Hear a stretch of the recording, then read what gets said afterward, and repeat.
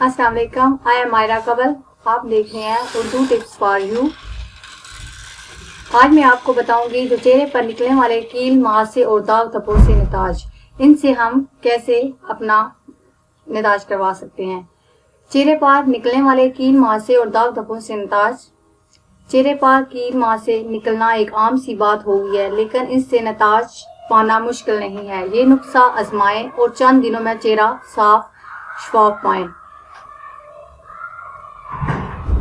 अज्जा: मूली ताज़ी, मोटी ताज़ी मूली 1 अदद, देसी साबुन 1 अदद।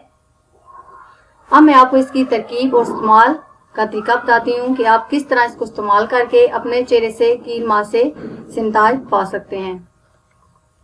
1 अदद बड़ी सी मोटी ताज़ी मूली लें और इसको ऊपर से आधा काट दें।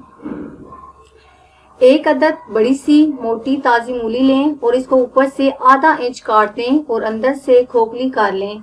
फिर इसे देसी साबुन कूटकर भर दें और कटी हुई मूली से फिर बंद करके छांव इन्हें 8 दिन तक रख दें।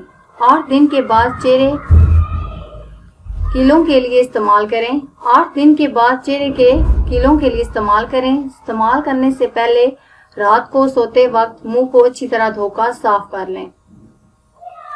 फिर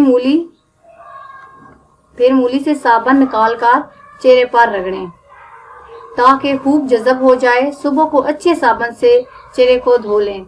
चंद दिन के बाद कील हमेशा के लिए गायब हो जाएंगे और चेहरा साफ हो जाएगा।